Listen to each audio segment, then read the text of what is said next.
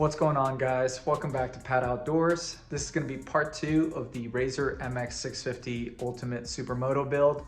On the first video, we refinished the frame and the swing arm, and it is officially dry to touch now, so we can start putting the bike back together.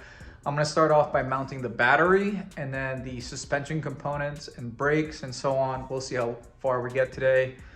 Hopefully I can get this thing back on the ground at least, and then we can start working on the new fairings and lighting and all that. But anyway, let's get started.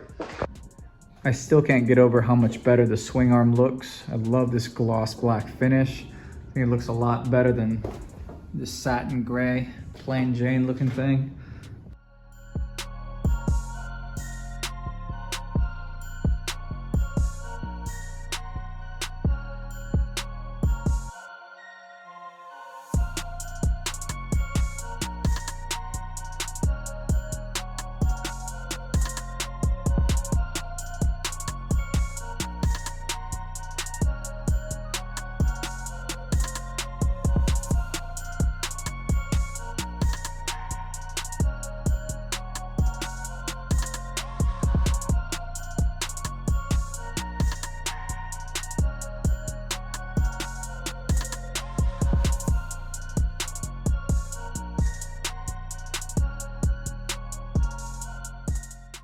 Here's how we're looking so far. Got the BTR 72 volt 20 amp hour battery mounted. Here's how I have the straps routed this time, since I am going to try to put the plastic covers back on, since some people in my older videos have been commenting that they should fit.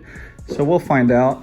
Got a 1/2 inch dense foam pad at the bottom just to absorb any excess vibration and just add additional protection for the battery since it's pretty expensive. The swing arm mounted very easily, nice and clean. Got the D&M 195mm adjustable rear shock. Here's the rebound adjustment. I really like how that rides versus that Chinese 200mm that we used before. Got the Alter Ego pit bike fork installed. Unfortunately, I scraped up the frame quite a bit while I was fighting to get it on there. This top edge I'm definitely gonna have to touch up before we put everything back together, since that's gonna bug the hell out of me. This front one I don't really care too much about, since I have a cover going on here and then a light on top of that, so it's not really gonna be that visible. What really upsets me about this fork situation is discovering this crack on the triple tree. See right here, I haven't really touched anything with this. I only slid this down. But I noticed that this has been cracked. Not sure if that was like 2 rides ago or whatever. Considering I only have 6 hours of ride time on this fork, it's slightly upsetting. Granted, I did put it through quite a bit of abuse, so I'm gonna excuse it. I'm just gonna keep an eye on that. I might have my local fabricator TIG weld this just for some peace of mind.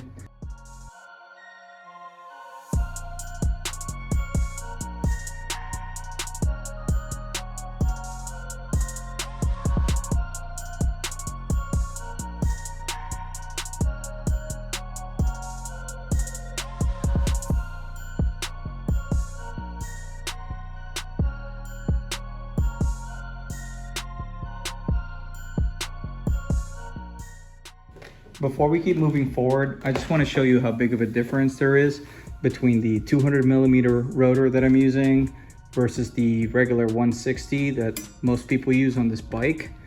It's a huge upgrade in size. And the other thing I was doing was cutting off excess material from this bolt. Cut off like 3/4 of an inch. I really didn't understand why it had to be this long. So we just slimmed that down a little bit, and then I shaved down the bump stop on both sides, so it extends the rotation of the fork and doesn't limit it so much.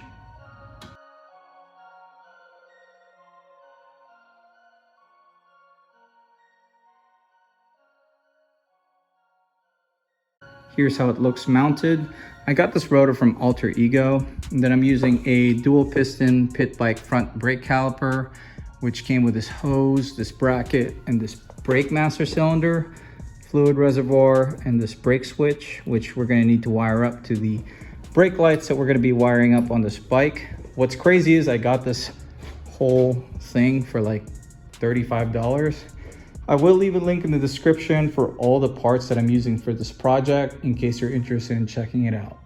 Now this next part, I guarantee you have not seen installed on a Razor before.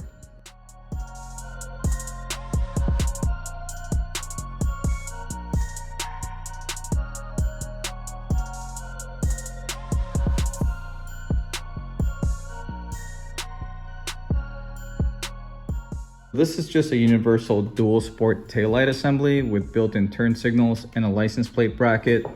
It's commonly used with dirt bikes, people converting them for street legal use.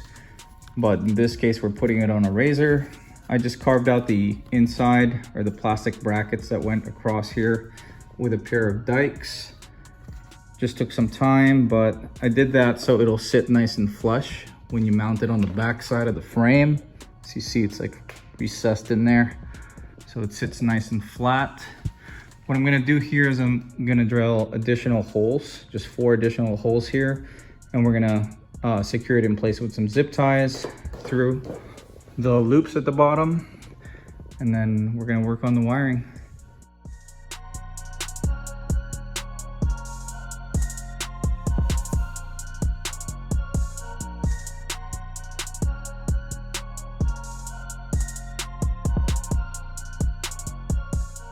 Here's how I ended up having it installed.